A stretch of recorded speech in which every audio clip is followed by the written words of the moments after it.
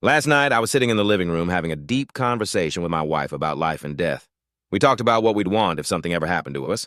Feeling philosophical, I turned to her and said, "Honey, if I'm ever in a vegetative state, completely dependent on machines and liquids from a bottle, please, just let me go. Disconnect everything keeping me alive.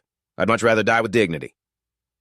My wife sat there for a moment, looking at me with a strange mix of admiration and determination.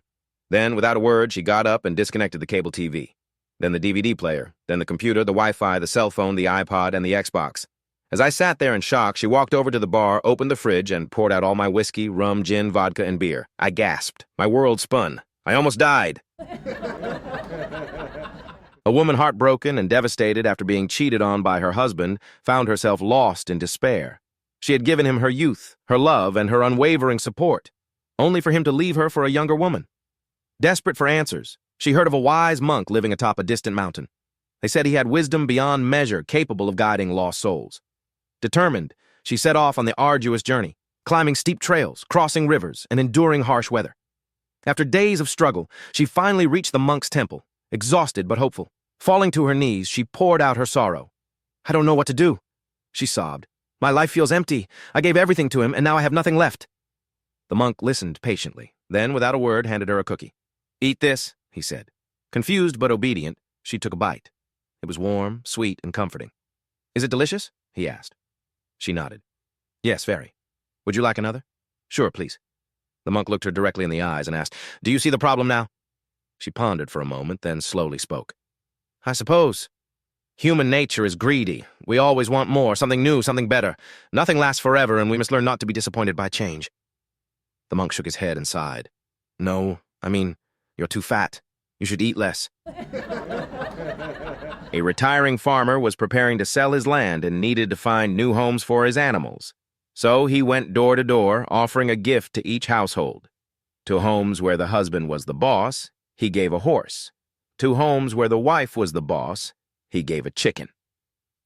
As he reached the last house on the street, he found a couple outside, busy gardening. "So, who's the boss around here?" the farmer asked. The husband straightened up proudly and declared, "I am." The farmer nodded. "Well then, I have a black horse and a brown horse. Which one would you like?" The man thought for a moment and confidently said, "The black one." Before he could finish his sentence, his wife quickly cut in, "No, no, no, the brown one." The farmer sighed, reached into his cart, and handed the man a chicken. A married couple was cruising down the highway, the husband steady behind the wheel, maintaining a calm 40 miles per hour. Out of nowhere, the wife turned to him and, in an eerily clear voice, declared, "I know we've been married for over 20 years, but I want a divorce." The husband said nothing. His eyes stayed fixed on the road, but his grip on the steering wheel tightened ever so slightly as the speedometer inched up to 45 miles per hour. Undeterred, the wife continued, "I don't want you to talk me out of it because I've been having an affair with your best friend. And honestly, he's a far better lover than you are." Still, the husband remained silent. His jaw clenched. The speed crept up to 55 miles per hour. Emboldened, she pressed on, "I want the house, 60 miles per hour. I want the car, too, 65 miles per hour. And," she added smugly, "I'll have the bank accounts, the credit cards, and the boat." The car suddenly began veering toward a massive concrete bridge. For the first time, a flicker of fear crossed her face. "Isn't there anything you want?" she asked hesitantly. At last, the husband turned his head toward her, smiled, and in a calm, measured voice, replied, "No. I've got everything I need." Curious and slightly unnerved, she asked, "Oh, really? And what's that?" Just as the car hurtled toward the wall at 65 miles per hour, he looked at her, grinned, and said, "The airbag." In Bangalore, a couple had become the talk of the town for an astonishing reason. They had completed 25 years of marriage without a single argument. Naturally, the media swarmed their anniversary celebration, eager to uncover the secret behind their conflict-free relationship. A TV reporter, curious beyond measure, approached the husband. "Sir, this is unbelievable. How have you managed a marriage without a single fight?" The husband smiled and said, "It all started with our honeymoon trip to Shimla." Intrigued, the reporter leaned in. "Please, tell us more. Every couple would love to know your secret." The husband nodded and began recounting their fateful honeymoon. "We were in Shimla, enjoying the fresh mountain air, when we decided to go on a horseback ride. I had a well-behaved horse, but my wife's horse was a bit wild. Suddenly it bucked, and she tumbled to the ground. She calmly dusted herself off, patted the horse's back, and said, 'That's your first time.' She got back on. A little while later, the horse misbehaved again and threw her off. Once more, she stood up, dusted herself off, and said in a steady voice, 'That's your second time.' The third time the horse threw her, she quietly reached into her purse, pulled out a revolver, and shot the horse dead. I was horrified. 'What are you doing? You just killed an innocent animal! Are you crazy?' I shouted. She turned to me, looked me in the eyes, and said in a calm, measured tone, 'That's your first time. And from that moment on, we have lived happily ever after.'" The restaurant buzzed with quiet conversation, the clink of fine china and the occasional pop of a champagne cork. At a candlelit table near the center of the room, a well-dressed couple enjoyed their meal. At least the woman did. The waitress, busy taking an order at a nearby table, caught sight of something unusual. The man who had been sitting across from the woman just moments ago was slowly sliding down his chair. Inch by inch, he sank lower and lower, his posture completely relaxed, as if gravity itself had grown impatient with him. The woman, however, remained completely unbothered. She sipped her wine, delicately cut her steak, and carried on as if nothing was amiss. The waitress tried to focus on her order, but she couldn't look away. Within seconds, the man had disappeared entirely beneath the table, out of sight. Concerned, the waitress finished with her other table and hurried over. Leaning in slightly, she whispered, "Pardon me, ma'am, but I think your husband just slid under the table." The woman, still unshaken, finally looked up at her with a composed expression and replied, "No, he didn't. He just walked in the door." I had barely settled into my office chair when my phone buzzed. It was my wife. "What's the date today?" she asked. That was it. No context, no follow-up, just a simple question. The 14th of September, I answered hesitantly. Click. She hung up. I stared at my phone, a slow dread creeping in. Why did she ask? Her birthday? No. Mine definitely not. Anniversary, not even close. Our son's birthday? Nope. Her parents' anniversary, gas booking, electricity bill. Everything was up to date. Then it hit me. Her uncle, the one who magically appears every time we plan a nice evening out, plants himself on the couch, and drains the life out of our plans. Was it his birthday? No, that was last month. The entire day passed in unease. Lunch was tasteless. Evening tea felt heavier than usual. I braced myself as I reached home, expecting a storm. Our son was playing in the car park. I approached him cautiously. "Hey, how's the weather inside?" I asked, keeping my voice low. "Tornado? Tsunami? Earthquake?" He looked up, puzzled. "What?" "Your mom called me in the morning asking about today's date. Any idea why?" At this, the boy broke into a mischievous grin. "Oh, that's because I tore a few pages off the calendar this morning. She got confused." I stood there, processing this revelation, as the weight of an entire day's stress lifted off my shoulders. Being a husband is a tough job, but being a calm husband, that's an art. A group of women sat around a cozy living room, sipping tea and chatting about their lives. As conversations tend to do, the topic eventually shifted to their husbands. "My husband refuses to go to church with me," one woman sighed, shaking her head. "I swear, he's going straight to hell." The others nodded in agreement, chiming in with their own frustrations. One by one, they reached a consensus. For one reason or another, all their husbands were doomed to the fiery depths. With that matter settled, their thoughts turned to themselves. "I try to be good," one woman said, sitting up a little straighter. "I'm sure I'll make it to heaven." "Well, I'm not so sure about myself," another admitted. "I've done some things. If I don't mend my ways soon, I might be in trouble." As they talked, they suddenly noticed that one woman, the only single lady in the group, had remained silent. She was casually stirring her tea, a thoughtful expression on her face. Curious, they turned to her. "You're such a kind, wonderful person," one of them said. "Surely you'll be going to heaven." The woman, a blonde, mind you, grinned and set her cup down. "Oh, no. First thing in the morning, I'm buying myself a ticket straight to hell." Gasps echoed around the room. "What? Why would you do that?" She smirked. "Well, you don't expect me to live in a world without men, do you?" My husband Michael and I were out for dinner with his boss, an older gentleman with a stern demeanor. It was one of those evenings where every word and gesture had to be just right. As we enjoyed our meal, Michael launched into a familiar story. Too familiar. I had heard this tale countless times before, and knowing Michael, he was about to tell it in painstaking detail. Not wanting to bore his boss, I gave him a discreet nudge under the table with my foot. No reaction. The story droned on. I tried again, a sharper kick this time. Still nothing.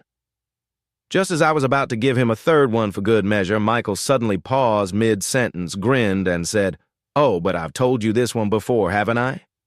We all chuckled. The conversation moved on, and I let out a sigh of relief. Crisis averted.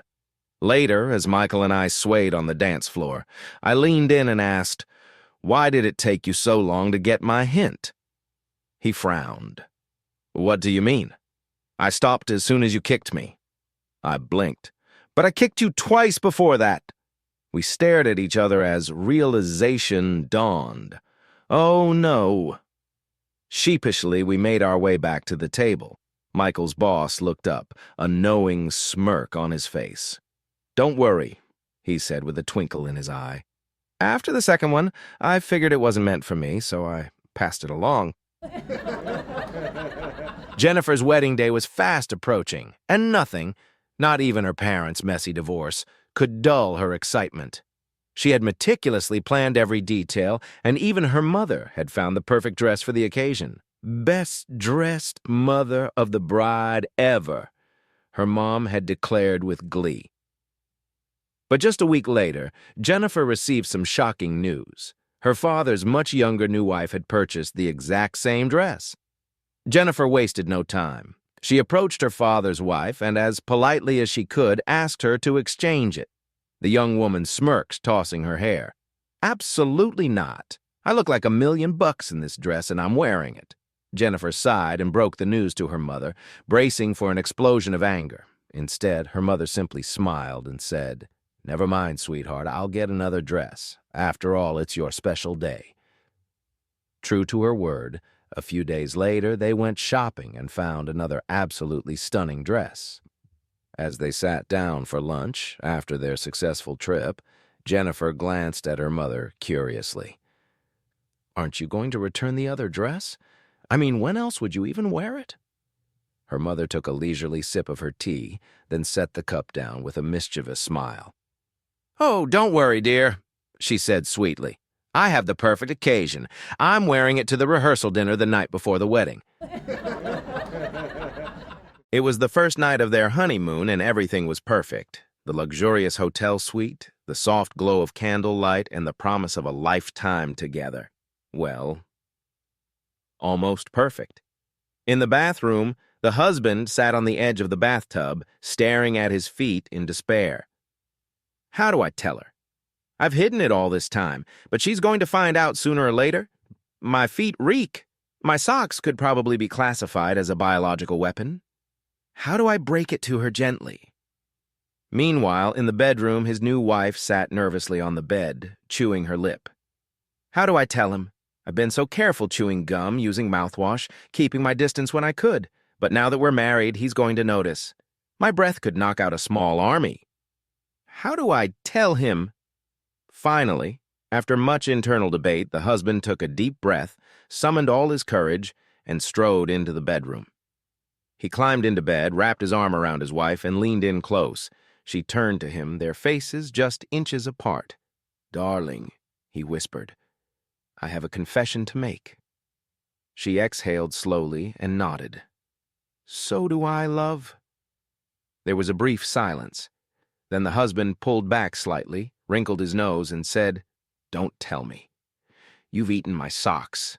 A couple on the verge of divorce sat stiffly across from a marriage counselor, their faces set with determination. "I really think you two should reconsider," the counselor pleaded. "Marriage is about compromise. Can't you find a way to work things out?" The wife crossed her arms. "Nope." The husband shook his head. "Not a chance." Sighing, the counselor leaned back in his chair. "All right, then. But you do understand the consequences? Everything must be divided equally?" The wife's eyes narrowed. "Wait, you mean the $4,000 I've saved? I have to give him half my money?" "Yes." The counselor nodded. "He gets $2,000. You get $2,000. She scowled. "And what about my furniture? I paid for all of it." "The same rule applies," the counselor replied. "Your husband gets the bedroom and living room. You get the dining room and kitchen." A glimmer of challenge flickered in the wife's eyes. She had one more card to play. "And what about our 3 children?" she asked, raising an eyebrow. The counselor hesitated. Now this was tricky. He thought for a moment, then, with a confident nod, he declared, "I've got it. Go back home and stay together until your 4th child is born. Then you'll each take 2 children." The wife let out a short laugh and shook her head. "No, that's not going to work," she said dryly.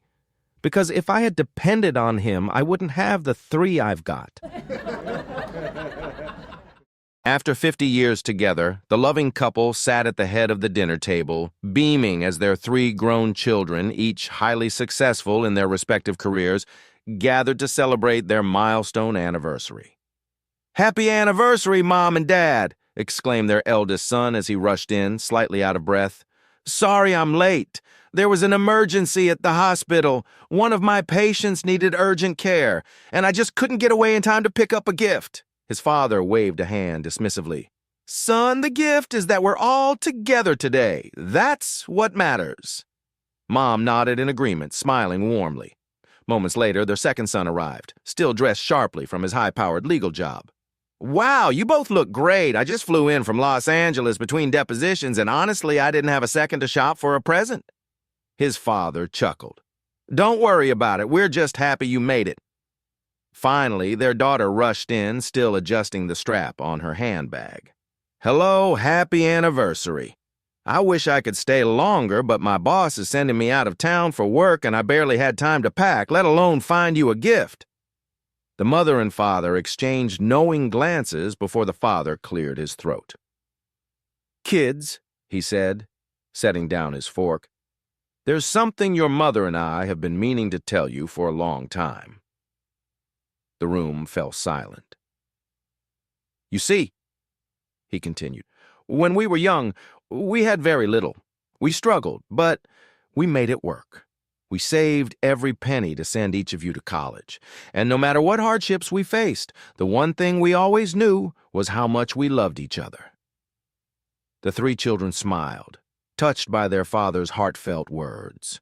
"But," he added with a deep breath, "in all those years, with everything going on, we just never actually found the time to get married." The room froze. The children's eyes widened. The daughter's mouth dropped open. Then, after a long, stunned silence, she blurted out, "Wait, you mean we're bastards?" A married couple was involved in a terrible accident, and while both survived, the wife suffered severe burns to her face. At the hospital, the doctor examined her injuries and sighed. "I have some difficult news. We need to perform a skin graft, but unfortunately we can't take any from your own body. You simply don't have enough to spare." The husband, without hesitation, grabbed the doctor's arm. "Take mine. Whatever she needs, take it from me." The doctor hesitated, then nodded solemnly. "There is a way, but the best skin for the graft would have to come from your, buttocks." There was a pause. The wife looked at her husband. The husband looked at the doctor. Then, with a deep breath, he turned to his wife and said, "If it means you'll be okay, then let's do it." They agreed to keep the truth a secret, just between them and the doctor, After all, it was a delicate matter. The surgery was a resounding success. Not only was the wife healed, but somehow she looked more radiant than ever. Friends and family couldn't stop talking about how beautiful she had become. "You're glowing," they'd exclaim. "You look 10 years younger." Everywhere she went, she was showered with compliments. She beamed with newfound confidence, but deep down, she never forgot why she looked this way. One evening, as they sat together in the quiet of their home, she reached for her husband's hand, tears welling in her eyes. "Darling," she whispered, "I just want to thank you. What you did for me, I could never repay you." Her husband gently squeezed her hand and smiled. "My love," he said, "there's no need to thank me." He paused, then smirked. "I get all the thanks I need every time I see your mother kiss you on the cheek." The grand dining hall of the elegant restaurant glowed warmly in the candlelight as the elderly couple sat together, celebrating an extraordinary milestone, 75 years of marriage. Their children, grandchildren, and even great-grandchildren had thrown a wonderful party earlier that day, but now it was just the two of them, sharing a quiet, intimate dinner. The old man gazed at his wife across the table, her hands slightly wrinkled, but still the same ones he had held for nearly a lifetime. He reached forward, gently placing his hand over hers. "Darling," he said softly, his voice trembling just a little. "There's something I've been meaning to ask you for a very long time." His wife looked up, intrigued. "Of course, dear, what is it?" He hesitated, searching for the right words. "You know how much I love you. And these 75 years have been the greatest joy of my life. Nothing can change that, but our 10th child. I've always wondered, he never quite looked like the rest of our children." The old woman's smile faded. The husband took a deep breath and continued. "I need to know the truth. After all these years, please tell me honestly. Did he have a different father?" His wife's eyes dropped to her lap, her fingers fidgeting with the napkin. She remained silent for a moment, then sighed deeply. "Yes," she whispered. "Yes, he did."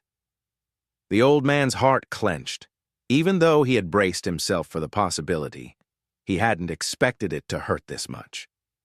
A tear welled in his eye as he swallowed hard. He looked at her, his voice barely above a whisper. "Who?" he asked. "Who was the father?" His wife hesitated again, staring down at the table. Then finally she looked up and met his gaze. With a small, sheepish smile, she murmured, "You..." One day, I unexpectedly ran into my wife's ex at a coffee shop. With a smug grin, he leaned in and asked, "So, how do you like that used woman?" Without missing a beat, I sipped my coffee, looked him straight in the eye, and said, "It's not too bad, once you get past the used part." It was a Saturday evening, and my wife and I were all dressed up, ready to head out to a party. The house was in order. We turned on the night light, set the answering machine, covered the parakeet's cage, and most importantly, put the cat outside. With everything in place, we called a taxi. Just as we opened the front door to leave, the cat darted back into the house. Now, this wasn't just any cat. This was our feather-obsessed menace who had made it her life's mission to terrorize our pet parakeet. There was no way we were leaving her inside unsupervised. "Go ahead and get in the cab," I told my wife. "I'll grab the cat and be right out." As my wife settled into the taxi, she suddenly realized something. She didn't want the driver to know that the house would be empty all night. Thinking quickly, she gave him a reassuring smile and said, "Oh, my husband will be out in a minute. He's just upstairs saying goodbye to my mother." Inside, the great cat chase was in full swing.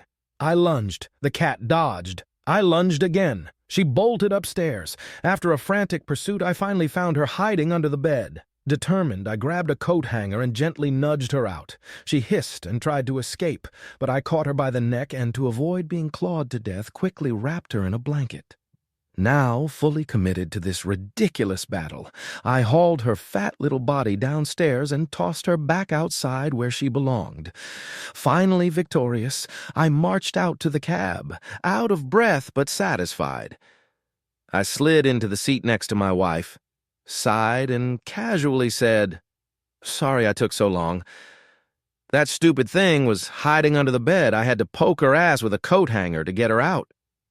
Then she tried to take off, so I grabbed her by the neck and wrapped her in a blanket to stop her from scratching me. But I got her downstairs and threw her back outside. She better not shit in the vegetable garden again. The cab driver went pale. Then, with a loud crunch, he swerved straight into a parked car. A few days ago, I left an afternoon meeting feeling flustered and distracted. As I walked out, I instinctively patted my pockets, searching for my car keys. Nothing. I checked again. Still nothing. Panic set in. I quickly retraced my steps, scanning the meeting room, peering under chairs, rifling through my bag. No keys! Then it hit me. Oh no, I must have left them in the car. My heart started racing. My husband had warned me 1,000 times not to leave my keys in the ignition. "You're going to get that car stolen one day," he'd say. But I always insisted, if I leave them in the ignition, I'll always know where they are. Well, as I rushed to the car park, I came to a terrifying realization. His theory was right. The car was gone. Cold dread washed over me. I pulled out my phone and dialed the police. In a breathless confession, I told them my location, admitted that I had left the keys in the car, and reported it stolen. But that wasn't the hardest call to make. With trembling fingers, I dialed my husband's number. "Hello, my love," I stammered, because let's be honest, I only ever call him my love when I'm about to deliver bad news. "I left my keys in the car, and it's been stolen." There was silence, a long silence, the kind that makes you wonder if the call has dropped. Then, finally, his voice. "I dropped you off." My stomach dropped. Now I was silent. My mind replayed the morning. Him driving, me chatting, him parking, me hopping out. My face burned with embarrassment. "Well, can you come and get me?" I muttered sheepishly. "I will," he huffed, "as soon as I convince this police officer that I haven't stolen your car." And that, my friends, is what they call a senior moment. An elderly woman had 3 daughters, and like any protective mother, she wanted to test the character of her sons-in-law. So she devised a plan. One day, while out for a walk with her first son-in-law by the lake, she suddenly pretended to slip and fell into the water, flailing and calling for help.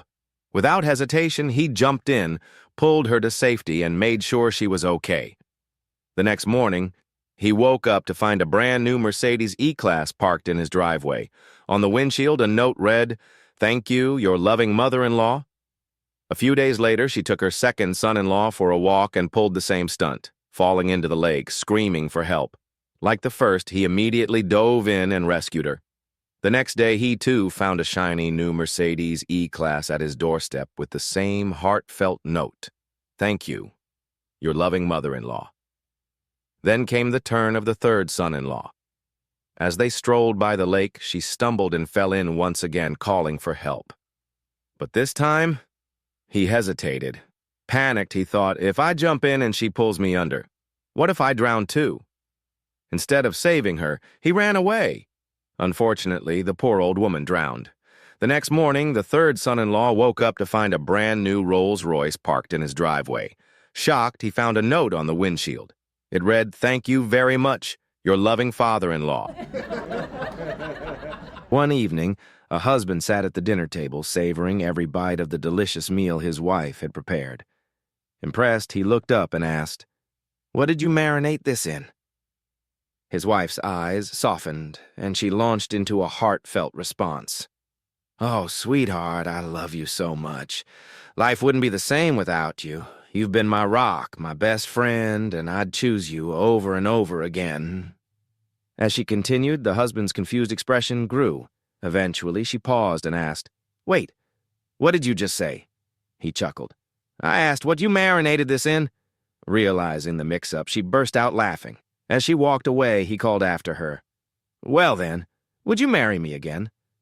Without missing a beat, she replied, "Vinegar and barbecue sauce."